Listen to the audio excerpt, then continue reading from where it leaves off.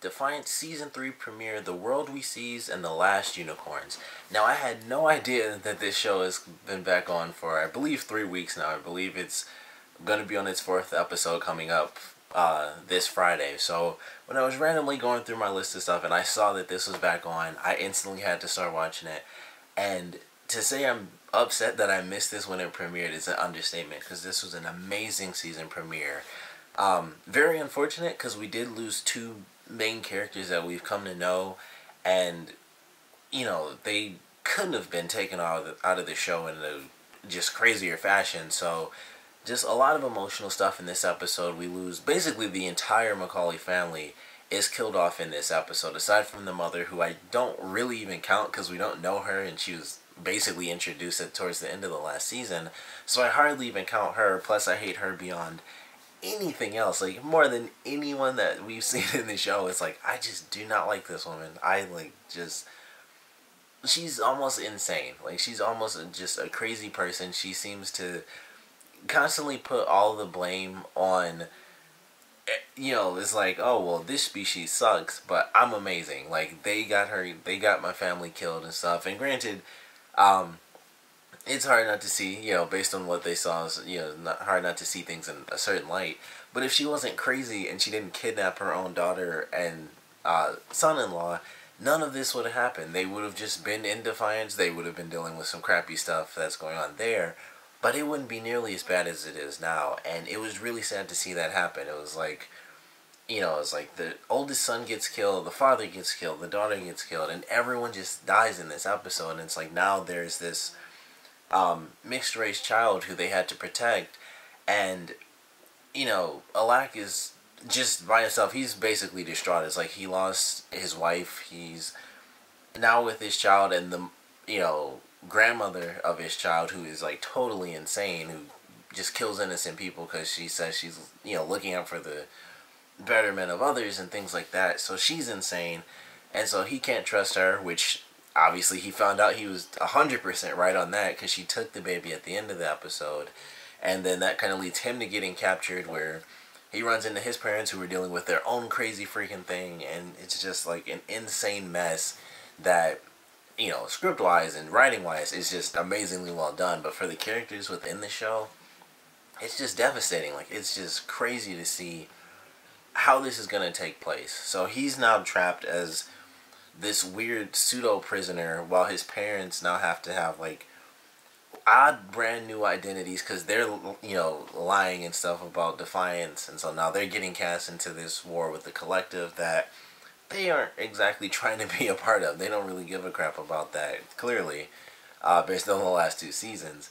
And so now they're kind of wrapped up in this, and they're headed towards a place that, the guy that they're with, he's like the new, I guess he's the new big bad guy. It's hard to tell with the other 2 characters that we have, but he's at least one of them. He's one of the, really big bad guys who wants to come into Defiance and just wipe out the city. He wants to just kill humans.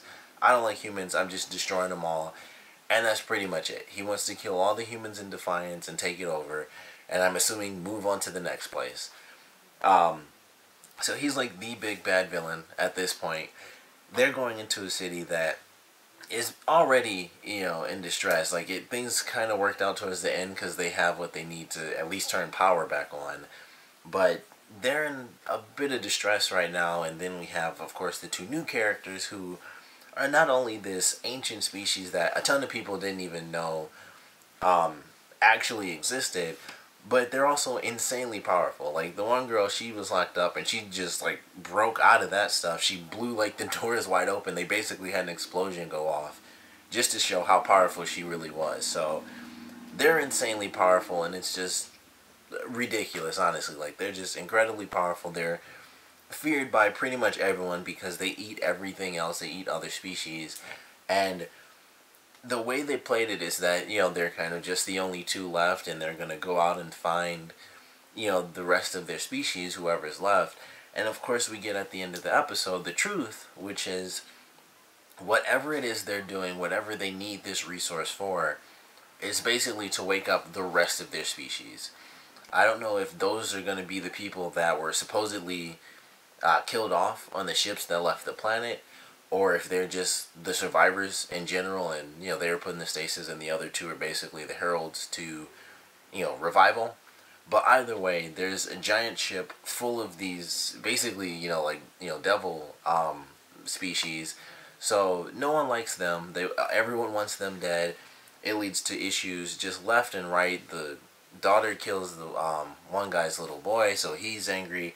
He gets killed by Nolan, and that leads to a conflict between Nolan and Narissa, where Nolan just shoots him right in the head and he kills him, and it's just like who knows? It seemed like he was giving up, but we don't really know. Narissa doesn't technically know 100%, and Nolan was kind of doing what he thought, and it just leads to issues that are just compounding based on especially from some of the stuff that happened in the last season.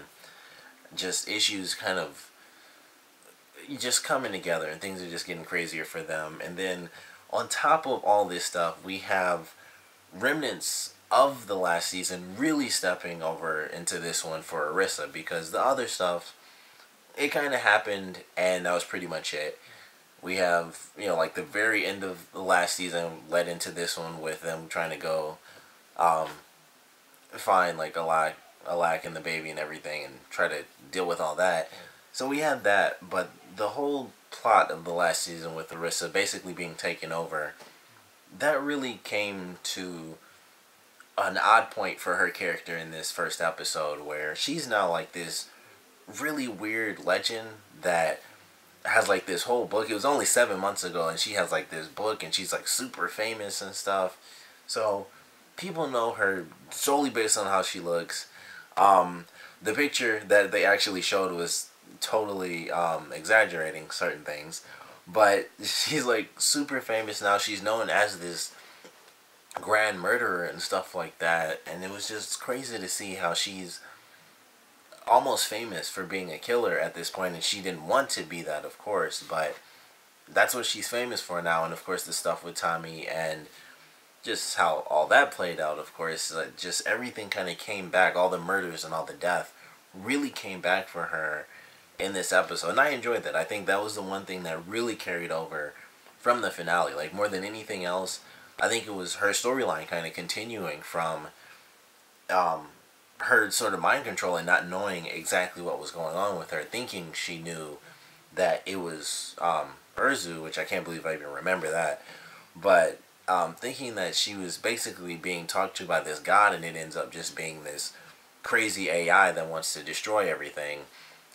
That carried over for her, and it's not exactly great. It's worked out a little bit. Like, some people are kind of okay with it. The mayor, she's pretty cool.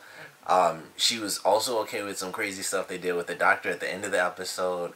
So just things are getting really weird, but the storyline that carries over for Arissa I really love, because it's just, I think it can only grow from where it's at. Like, she's still dealing with that. She's gonna feel like an outsider, even from Nolan, for a while. Like, she killed all these people off, not exactly under her control, but she thought that she was, in her own mind.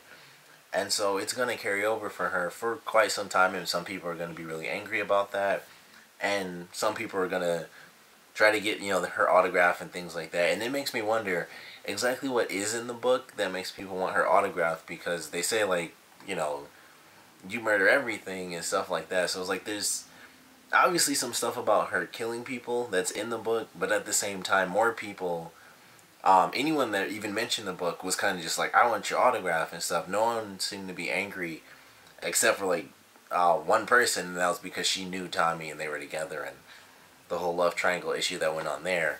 So I'm kind of hoping that we get some people who are kind of in the same camp, where they either know the story or just heard the story and they knew what happened, and they're angry at Arissa for everything that she did. Maybe even some people within her own species, because maybe they would kind of do the religion side of things, where it's like, you should have known that it wasn't Urzu and you were being mind controlled or something like that. But I loved it. I thought it was really well done.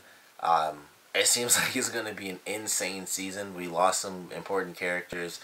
We have other characters just trapped in a crazy situation with a guy who wants to like destroy all humans. Then we have 2 new characters from this brand new species that's like super deadly and super powerful, and it should be a really good season. So I'm excited to get into episodes. I guess technically episodes 3 and 4.